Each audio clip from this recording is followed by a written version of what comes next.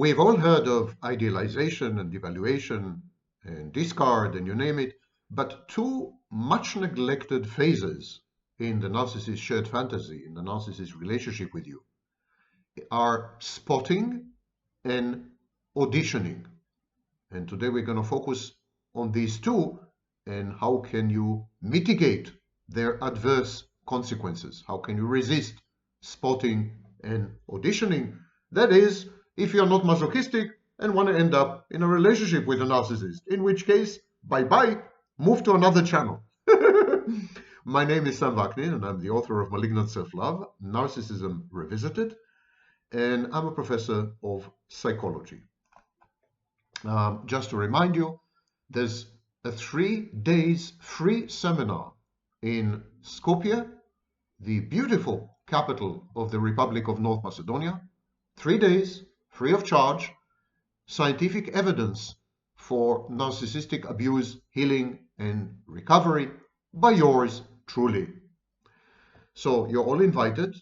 It's May 22nd to May 25th, and in the description you can find links and so on. All you need to do is reserve your seat by writing to me at samvaknin@gmail.com or contact at vrfoundation.net.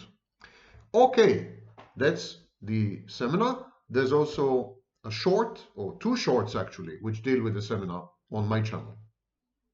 Now, before we go into the spotting and auditioning phases, which are the very, very initial stages of the shared fantasy, the stages that kind of trigger the shared fantasy or anticipate the shared fantasy or bring it into motion. Before we go there, I would like you to watch the video titled How Narcissist Tests You 3 Times. Will you pass? The link is in the description once again. Okay. Idealization is a much later stage in the interpersonal relationships of narcissists. The shared fantasy, which is the way the narcissist organizes and makes sense of his personal relationships, the shared fantasy starts much earlier with spotting, with 2 phases called spotting and auditioning. Now, spotting and auditioning, especially spotting, usually occur in something called the pathological narcissistic space, or appropriately, PNS. The role of the PNS is very crucial. The pathological narcissistic space is a physical space. It could be the narcissist's regular pub, a church, his workplace, a classroom, the neighborhood.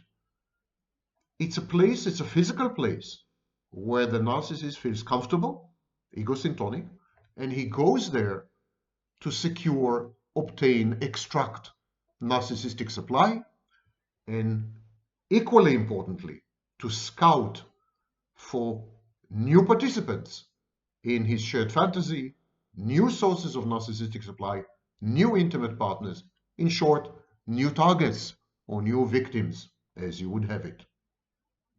When the narcissist enters physically a pathological narcissistic space, he immediately begins to scan everyone there. This is the phase known as spotting. In the spotting phase, the narcissist stares, glares, analyzes, accumulates data, scans. It's a kind of a scanner machine.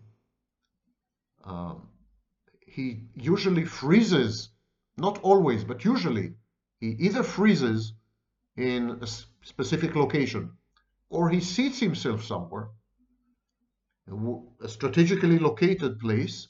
He sits there and he just sweeps the room with his eyes, trying to gather as much information as possible. To obtain this critical data, the narcissist uses cold empathy. Cold empathy is a combination of cognitive empathy and reflexive empathy, but without the emotional component, without affective empathy. The narcissist uses cold empathy to penetrate people's masks, the persona, people's presentations, people's defenses. Narcissist spots, and that is why it's called spotting. The narcissist spots vulnerabilities, weaknesses, frailties, chinks in the armor, vectors of attack, intrusion, invasion, and penetration. The narcissist creates a map of the totality of the targeted individual psychology in a way that allows the narcissist to leverage his information to obtain a modicum of control over the target or the victim, and then manipulate her and modify her behaviors, her cognitions, her emotions, her choices, her decisions, ultimately leading her to participate in the shared fantasy as a source of narcissistic supply and other things which I'll come to later. So that's the first stage. You see someone entering, let's say, a pub. Let's discuss a pub. See someone entering a pub. He enters, the door clacks behind him, he stands. He stands and he scans the room. But he doesn't scan the room haphazardly or incidentally. He scans the room more like an intelligence officer or an interrogating policeman, cop. He scans the room professionally, kind of. And then he sits somewhere, he positions himself somewhere and continues to scan the room, staring, glaring, analyzing visibly. His brain is on hyperdrive. The first thing you could do is to avoid pathological narcissistic spaces. Some online and offline spaces are prone to narcissists. They are inviting as far as a narcissist is concerned. I mentioned a pub, a nightclub, a dating app. These are spaces, virtual and real, where the narcissist feels most comfortable, and the yield on his investment, the return on investment, would be much higher. The chances of spotting, locating, identifying a potential target or victim is much higher on a dating app than, for example, in a neighborhood watch meeting, is much higher in a pub or a nightclub than in a library. So avoid these locations where narcissists and psychopaths are likely to congregate. And if you do go there, go accompanied with a best friend, with a neighbor, with a colleague. Don't go alone. Don't display vulnerabilities there. Don't cry. Don't complain loudly. Don't bemoan your fate and destiny. Don't share confidences in such locations, in public, but not only in public, but where narcissists and psychopaths are likely to infest the place and roam.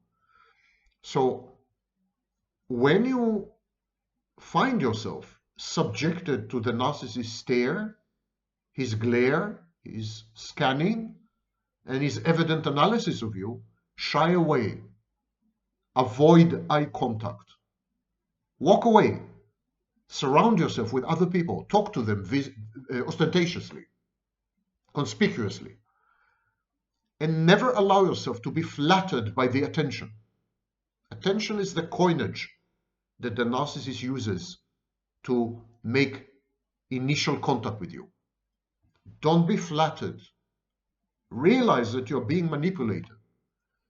If a narcissist looks at you all rapt and amazed, visibly moved to tears and reduced to a quivering mass, that's not because you are special. It's not because you have had an inordinate impact on the narcissist. It's because he wants to manipulate you. He wants to cater to your own narcissism, grandiosity, and defenses. He wants to pinpoint the exact areas he should focus on, the exact vectors of penetration, the exact chinks in your armor that he can slither through into your insides and then consume you from the inside, reducing you to a writhing empty shell. So don't go there. Don't start. Don't comply. Don't collaborate. Don't collude. Don't participate. Avoid. Shun. Walk away. withdraw, act defensive and protective. How can you tell the difference between a guy who is just interested in you and a narcissist who wants to devour you? The intensity, the frequency, and the unrelenting nature. So a guy, if he's attracted to you, is likely to sneak a few looks at you, a few views, but a narcissist would stare at you consistently, unremittingly, unflinchingly, unblinkingly for hours. You know that something is wrong. Your gut, trust your intuition. If it looks creepy and awry, it is because it is creepy and awry. On the other hand, if it looks too good to be true, it is not true. So this is the spotting phase. After this initial contact, if you were vulnerable enough, possibly stupid enough, to respond to the narcissist's unspoken advances, to vibrate to his frequency, to quiver as he queries you, it is in this stage that the narcissist would make initial contact. But it is not a normal type of contact. He is not interested in you. He is interested in what you can give him. He is interested in what he can take from you. He is interested in the synergy, in the sense that how can you augment him? How can you allow him to idealize himself? How can you help him to buttress, preserve, sustain, maintain, and enhance his self-concept and his shared fantasy? How can you give him narcissistic supply, and so on and so forth? So the initial contact with the narcissist, we're transitioning now from spotting to auditioning. The initial contact in the auditioning phase is comprised of 3 tests. Test number 1, are you capable of being idealized? Do you have minimal traits, minimal assets, minimal behaviors that allow the narcissist to conjure up an image of you which has nothing to do with you, which is ideal, which is divine, which is endowed, which is perfect? Convert you into a perfect being. So there's a certain minimum standards, and there are certain minimum standards, and these minimum standards are necessary to allow the narcissist to create, to spin around you this piece of fiction, this narrative that would render you someone completely different. That's the first test. Are you capable of being idealized? And it's not only about your assets and endowments, it's also about your character. Are you irritable?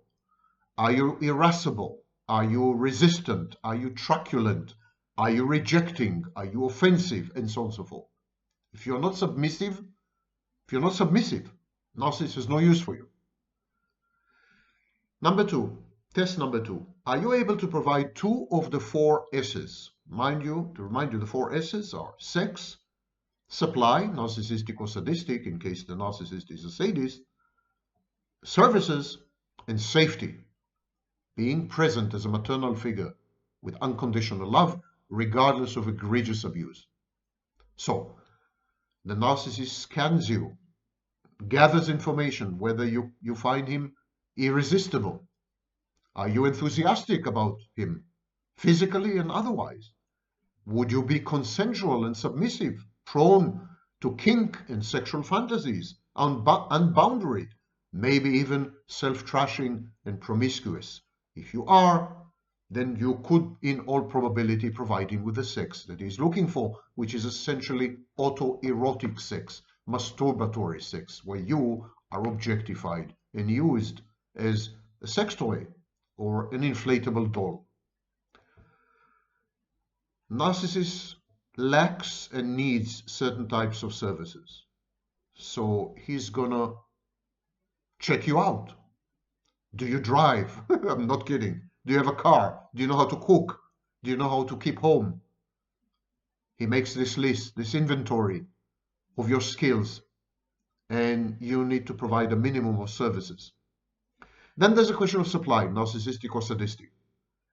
Are you capable of adoring and adulating him? Are you uncritical? Are you submissive? Are you masochistic? Are you self-loathing? Great. If you are, then you are the perfect source of narcissistic supply. And finally, the narcissist needs safety. He lacks object constancy. He needs to have a maternal figure in his life, a mother who would love him unconditionally, regardless of his extreme misbehavior, misconduct, abuse. So he would check out if you are an addictive personality. Are you capable of maternal bonding? Are you loyal? Are you inertial? Are you codependent?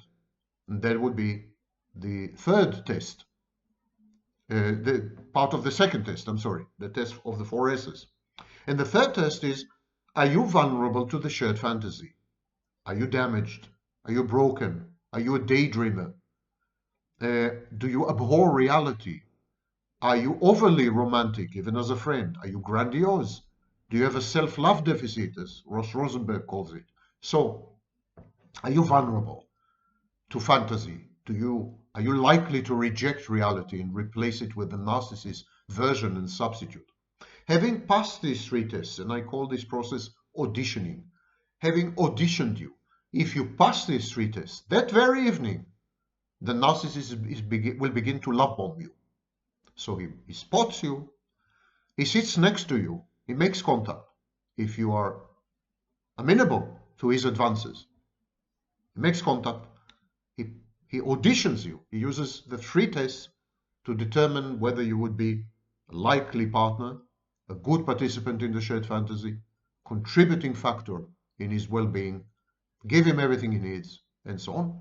And then if you pass these three tests, if you pass the audition, the narcissist moves on to the love bombing stage, which is the precursor of idealization. Love bombing and idealization are not the same. It's a common mistake online. The love bombing stage is intended to convince you of the narcissist's intentions. The idealization phase is intended to convince the narcissist that you are a worthy, adequate partner. So focus is completely different. Love bombing is about you. Idealization is about the narcissist. The narcissist idealizes you essentially in order to idealize himself. Avoid the spotting and auditioning phases, and you are very unlikely to end up in the clutches of the narcissist. You're very unlikely to end up as a victim of narcissistic abuse. You have been warned.